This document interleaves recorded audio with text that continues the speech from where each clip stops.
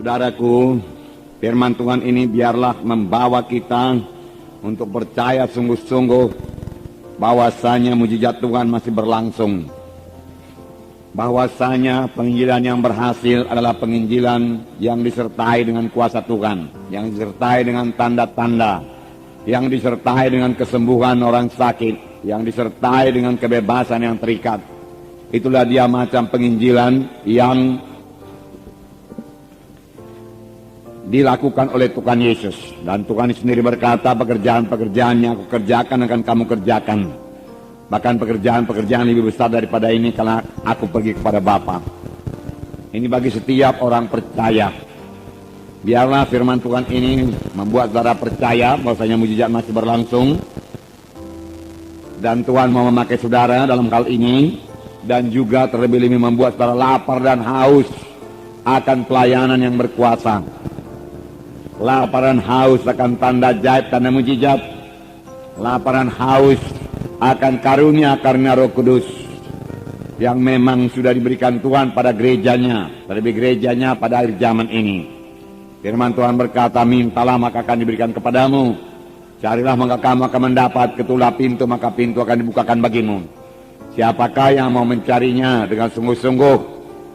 Nah, oleh sebab itu mari kita rindukan, saudaraku, kuasa dan tanda mujizat Tuhan ini. Jangan puas, saudaraku, dengan pelayanan yang biasa-biasa saja, ya. Harus terjadi mujizat Tuhan dalam tiap-tiap kebaktian kita, amin. Karena Tuhan kita ajaib adanya. Kalau saudara membaca kitab kisah para rasul, karena itu kisah perbuatan dari Roh Kudus, amin. Ya, mujizat Tuhan banyak kali terjadi dalam kisah para rasul. Dan biarlah pada akhir zaman ini lebih banyak lagi mujizat Tuhan. Amin. Kita akan membaca kisah Rasul pasal 8 ayat 1 sampai 13. Haleluya. Jadi Simon yang tukang sihir ini juga takjub melihat tanda-tanda dan mujizat-mujizat besar. Tanda-tanda yang besar. Mujizat-mujizat yang besar terjadi. Jadi banyak tanda, banyak mujizat. Amin. Banyak penyataan-penyataan Roh Kudus harus terjadi dalam pelayanan kita. Pelayanan Filipus ini juga dikatakan mereka mendengarkan firman Tuhan. Tetapi mereka bukan hanya sekedar mendengar saja, mereka juga melihat tanda-tanda yang diadakannya. Setelah mereka mendengar firman Tuhan dan melihat tanda-tanda yang diadakannya, tanda mujizat yang tidak bisa dilakukan dengan kekuatan manusia, mereka dengan bulat hati menerima apa yang diberitakannya itu. Sebab dikatakan dari banyak orang keluarlah, orang-orang yang kerasukan keluarlah roh-roh jahat itu dengan suara keras. Berteriak dia. Setan bisa berteriak memakai mulut orang yang kerasukan itu. Dan banyak orang lumpuh dan banyak orang timpang. Bukan sedikit, banyak. Biarlah kita merindukannya. Biarlah kita lapar dan haus akan hal ini. Karena inilah dia pelayanan Tuhan Yesus. Dan Tuhan Yesus berkata, pekerjaan yang aku kerjakan akan kamu kerjakan. Sidang akhir zaman ini yang mengerjakannya. Sebab tanda orang percaya, mereka itu akan meletakkan tangan atas orang sakit, lalu orang itu akan sembuh.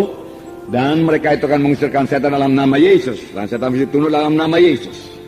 Nah, saudara, setan bekerja sepanjang zaman. Dalam pelajaran-pelajaran kita yang lalu kita telah melihat bahwasanya setan berusaha menghancurkan gereja pertama. Setan tidak peduli walaupun gereja itu masih sangat muda. Lebih cepat dihancurkan lebih baik. Itulah dia setan. Ya, pada waktu terjadi mujizat Tuhan, orang lumpuh disembuhkan, saudaraku. Kemudian mereka mengancam rasul-rasul dan berkata kepada Petrus dan Yohanes, jangan lagi mengajar dalam nama Yesus.